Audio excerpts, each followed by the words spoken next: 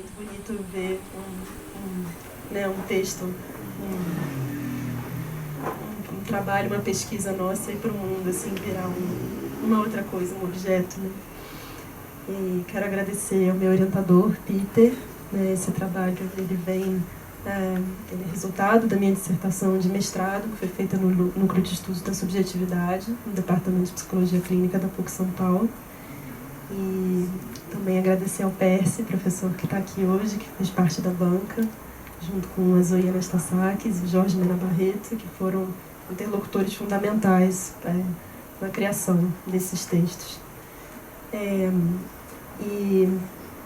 Bom, falando um pouquinho do livro, são 7 ensaios curtos, teóricos, mas que eles a todo tempo estão questionando a própria linguagem e a sua pretensão de estatuto científico, né? Assim, desse gesto humanista da pesquisa.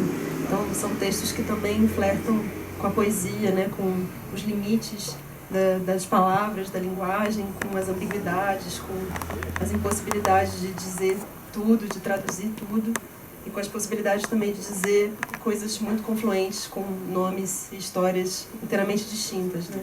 Pensando nessas ecologias emaranhadas do Brasil, né? Desse território Brasil. É um estudo que ele parte da constatação da devastação ecológica, né?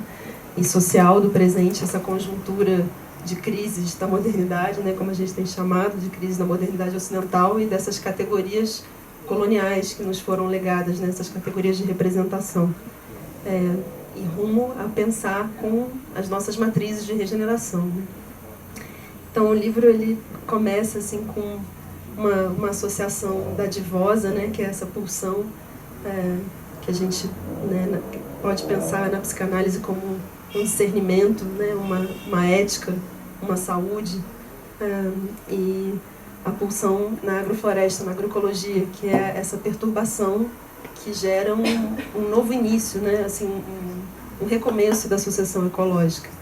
Então, a pulsão de vida na floresta, né, assim, como os solos das florestas, eles ciclam os nutrientes, a matéria orgânica, eles transformam a morte em mais vida, né?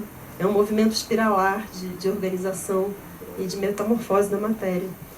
Então, essas existências das quais a gente depende, de onde a gente vem como espécie, e elas escapam a essas divisões dualistas, né, entre sujeito e objeto, natureza e cultura, vida e morte, e essa própria suposta linearidade da história. Então a floresta ela se reinventa, ela se transforma em mais vida, né? Ela escapa à entropia pela sintropia, pela criação de mais diversidade, pela criação de diferença. Então são paisagens animadas, que são plenas de vida passada, presente e futura, vidas que se ciclam em novos corpos. Então, quando a gente pensa a capoeira, né, essa aqui é uma planta da Mata Atlântica nativa, e ela tem muito também em capoeiras em matos devastados. Não a capoeira, né, a arte, dança, luta, mas a caoeira, que é a mata do passado tupi, né, que é um dos primeiros estágios da sucessão também, quando a floresta começa a vingar de novo, né, e vem as espécies pioneiras, e cada estágio da floresta vai criando as condições para que venham os seguintes, né? Então, essa vida diante de nós, ela vai se compondo como um arquivo da vida passada. E cada ser vivo é uma pluralidade de formas sucessivas, e está em continuidade com o não vivo. Então, essa escrita, ela é a partir de um percurso de aprendizado de reconhecer, né, as presenças e as ausências também no território. Então, é um pensamento que ele necessariamente se alia e se enraiza nos conhecimentos e nas práticas indígenas, quilombolas e de tantos povos, né, de tantas comunidades que a gente também coloca nesse guarda-chuva de povos tradicionais, e que são, né, práticas de regeneração desse território afropindorano. Então, esses saberes, esses modos de existência, eles fundamentam essas tecnologias da floresta e também os conhecimentos agroecológicos.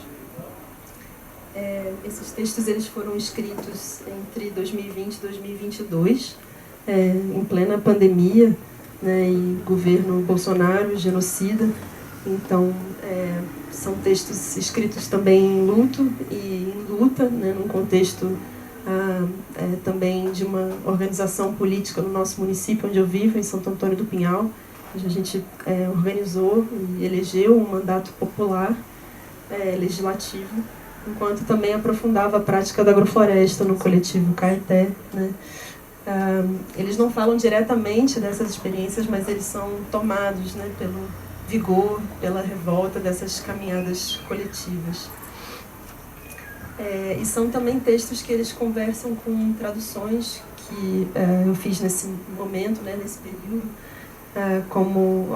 de autores como a Donna Haraway, a Shirley Mbembe, a Isabelle Stengers, a Silvia Rivera Kuzikank, né, são pensadores que nos ajudam a entender melhor a complexidade do presente e que estão também trazendo eles para conversar com autores que aterrissam isso na linguagem, na sensibilidade, nas práticas daqui, como Antônio Bispo, Ailton Krenak, a Beatriz Nascimento. É um livro bastante bibliófilo, assim, né? Ele conversa todo o tempo com a própria bibliografia e as notas de rodapé são muito abundantes, assim, né? Eu brinco que elas são assim, uma estratégia como as sementes na muvuca, né? Quando a gente tem que fazer uma reocupação de um solo devastado, a gente faz uma mistura de sementes muito abundante para que elas vinguem, né? Então, tenham mais possibilidade de vingar e de regenerar. Então, acho que as referências, assim, elas vão funcionando nessas ramificações. Então, acho que é um mergulho esse livro também, assim, que ele se propõe a pensar a partir dessa disputa fundamental entre os povos que cultivam a vida e a diversidade e as políticas coloniais, neocoloniais de aniquilação que seguem no Brasil e, sobretudo, pensando a partir da dobra neoliberal, né? Pensando a partir dos anos 90 também. Então, são textos que tratam de conflitos ontológicos também, né? Do que não pode ser traduzido na linguagem e na política colonial, mesmo em enquadramentos supostamente progressistas, né? Que versam sobre a preservação da natureza, ou recursos, ou meio ambiente.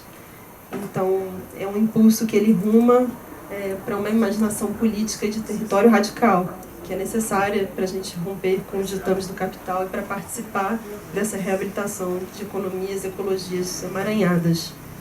Então, se a gente pensa sobre a educação ambiental, né, ela não pode se limitar também a um saber humanista sobre a preservação, né, mas a uma implicação afetiva, política, coletiva, que é também uma subversão desses nossos contornos, das nossas identidades, dos nossos estatutos ontológicos, né, do que é humano, do que é vivo, do que é morto, do que é animado, do que é inerte.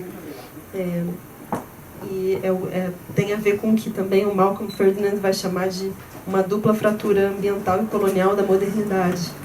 E aí cita o Aimé Césaire, né, da qual decorre uma fantasia de preservação do planeta, marcada pela ausência daqueles e daquelas sem os quais a Terra não seria Terra.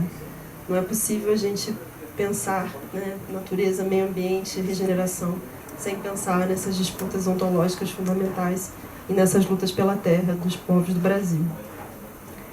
Eu falei como o livro começa, né, com a pulsão, e ele passa por essas capturas capitalistas também, né, pelos discursos da sustentabilidade, os discursos que tratam a terra como recursos, as próprias linguagens do Estado, né, como elas vão tentando traduzir a relação desses povos com seus territórios.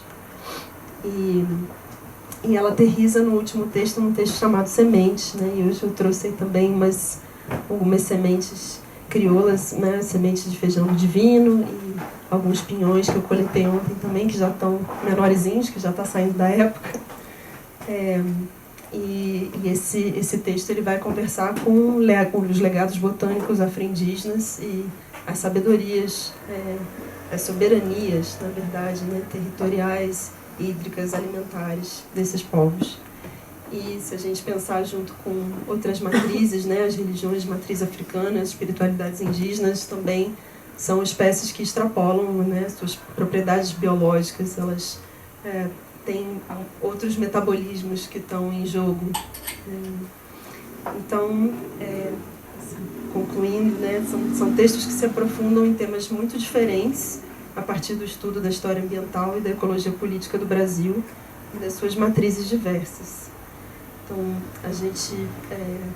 a busca é pensar nessa luta pela organização da produção das condições de existência e da habitabilidade multiespécie, né? Não só humana, mas a possibilidade de um habitat de outras espécies, que não se dá só no plano material, né? Mas também numa disputa dos sentidos da terra, e que extrapola essa compreensão da terra como meio de produção para pensá-la como um meio de onde a própria vida emerge e se diferencia continuamente, e onde a retomada se dá nesses meios de relação com o próprio território. Acho que, para começar, pode ser isso por enquanto. Agradeço muito a presença de vocês também aqui e desejo isso, uma maravilhosa leitura também. Obrigado, Ana. Acho que a gente também não se alonga muito. Não sei se alguém tem alguma pergunta agora, ou ainda vamos levar o livro para casa, ler e depois perguntar. Nada muito, né? Eu acho que um dos capítulos para mim que me tocou muito foi o dos gestos, né? Que eu acho que você traz o Flusser e pensa o gesto de plantar, né? E eu acho que você tem isso na sua vida cotidiana também. Eu não sei se você quisesse, que eu sei que você preparou alguma coisa também sobre os capítulos, se você pudesse falar um pouquinho também, acho que isso ia ser muito legal, assim, pro pessoal.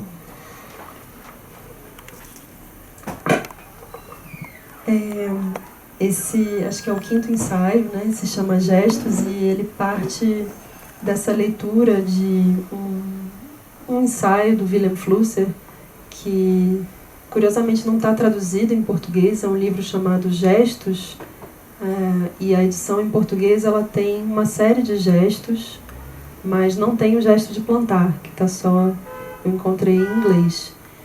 E acho que o Flusser é um filósofo importantíssimo, que também pensava contra essa mundivisão ocidental, como ele chamava, né?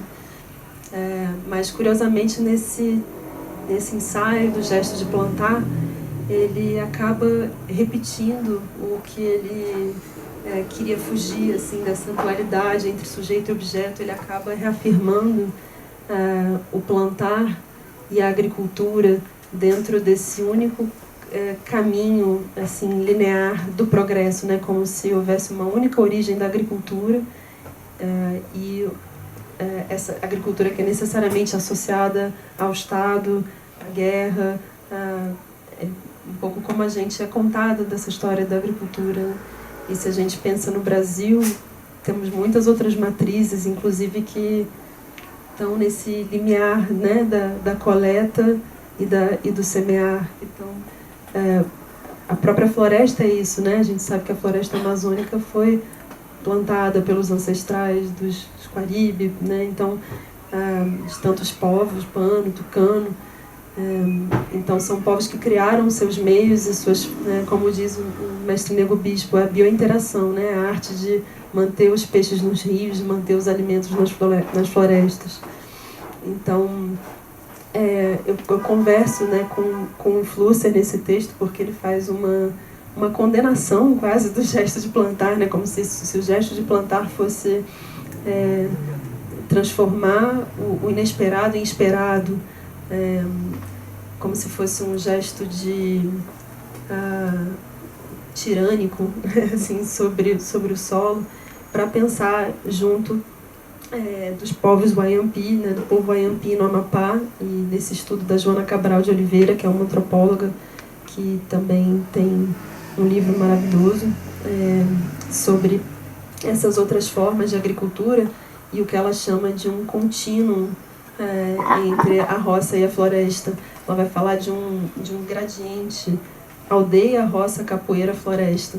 Então, são povos que a agricultura está no fundamento também da vida social desses povos. Então, nesse texto também a gente fala dessas pesquisas arqueológicas mais recentes sobre a região amazônica.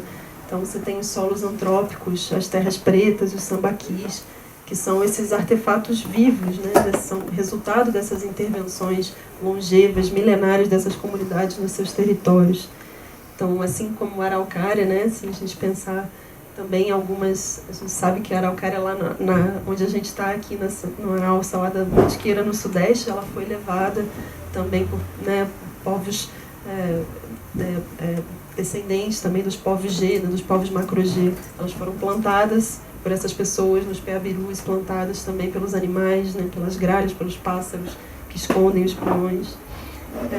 Então essas são paisagens esculpidas, né, e elas vão destituir um pouco essa linearidade da história e essa origem única também da agricultura.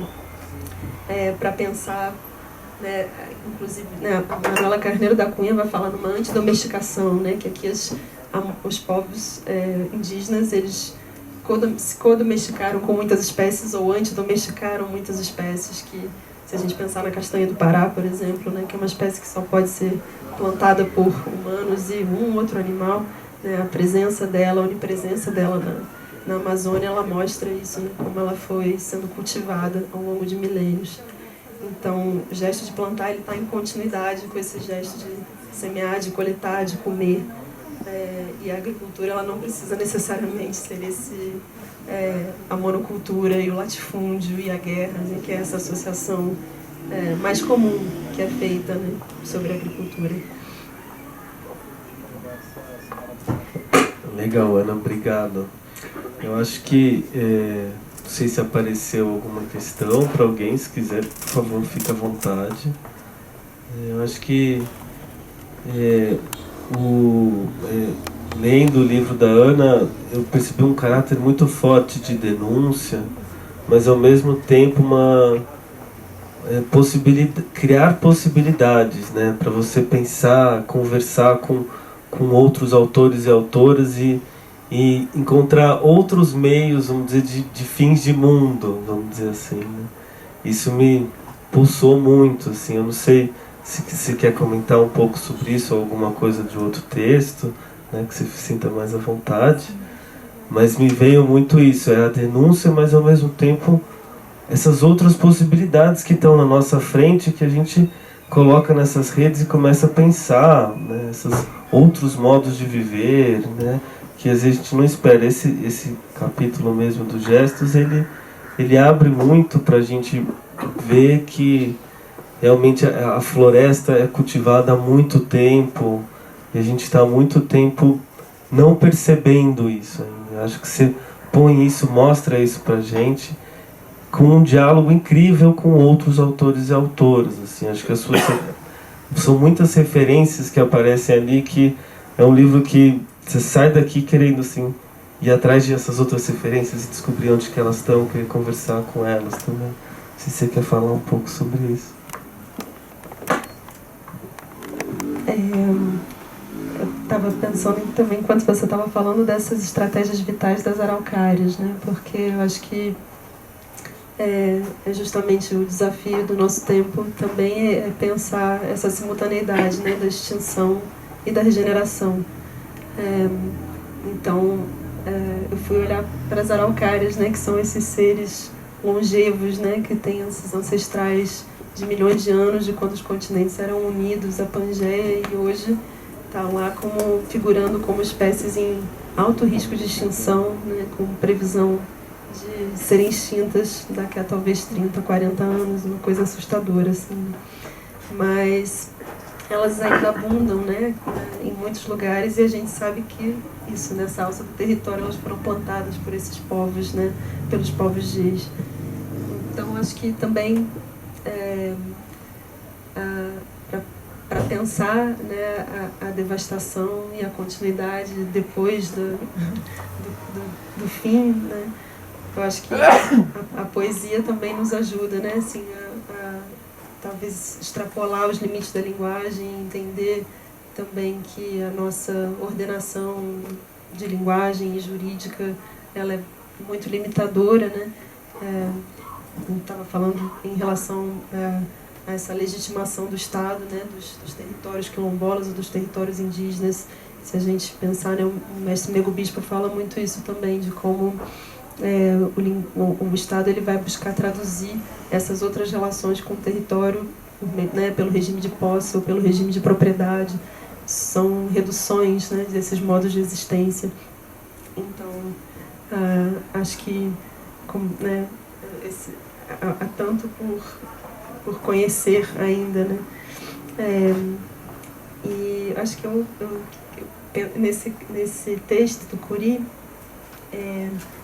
pensei em fazer talvez uma leitura dele só para também terminar, porque é um texto que tem duas leituras distintas. Assim, tem uma leitura da massa de texto, que é um poema, ele brinca com a linguagem botânica, e tem uma outra leitura que é pelas notas de rodapé, que vai um pouco explicar, né, o que efetivamente foram essas estratégias das araucárias, de se espalhar e de semear a vida em volta, né, porque são espécies que são consideradas enfermeiras, são espécies que criam outras espécies abaixo, são espécies que condensam a chuva em si, e que inclusive tem outros... tem estratégias muito singulares, no sentido de que elas puxam, em vez de puxar a água do solo, elas puxam a água de cima para o solo. Acho que é o texto mais poético, menos teórico, né, do livro.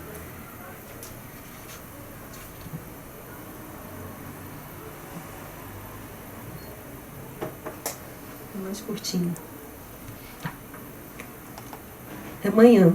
Percorro a sombra da mata com os olhos em busca dos pinhões que as gralhas deixaram na serrapilheira. Caminho em curvas e vou suspendendo os ramos agudos com cautela, para que não se metam debaixo das unhas. As sementes robustas recolho no oco do chapéu de palha, afeito ao que abunda na floresta. O que cede ao toque são cascas, película em forma de asa. Quando o outono finda e as pinhas estouram ao sol do meio-dia, é possível ouvi-las fragmentarem voo por entre as copas das árvores, até sua aterrissagem no macio que recobre o solo. Parece o som de água.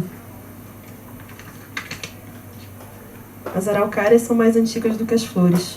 Remanescem de ancestrais que mutaram há centenas de milhões de anos, quando os continentes eram um. Acontecimentos da magnitude da irrupção de linhas tectônicas, eras glaciais e ondas migratórias de predadores do norte se sucederam, transtornando o relevo. A cada perturbação atmosférica ou relacional, a floresta de coníferas se retraía e se recompunha em novos povoamentos. Temperamento pioneiro avança sobre o que não é floresta. Assim Curi ganha o sul, em mestria de estratégias vitais. Aprendeu a puxar água longa ao contrário, da folha para a seiva, condensando a chuva coletiva. Conheceu gelo e fogo ao cunhar chão e gozar na coivara, junto com paca, cutia, coati, macaco, veado, gambá. Fez uso da promiscuidade metabólica para existir e chegar a ser presença derradeira. Humanos vieram pelo norte por ilhas emergentes no oceano. 400 gerações ocuparam as zonas de encontros bióticos entre a mata e o rio, servindo-se entre antas, catitus, peixes e os pinhões, que trançaram pelos peabirus. À sombra longeva dos pinheiros se associaram embuia, xaxim, canela, angico e lobo-guará, entre outras curadorias vitalícias. Nó de Curi queima com vagar, e se fez massa lenhosa para espíritos de fincar bandeira. Carbonizou-se e se liquidificou na faina urbanizadora. Hoje sobrevive no manejo do coletor. Inefável é o esquecimento. O encontro com Curi é fatalmente erótico. É noite.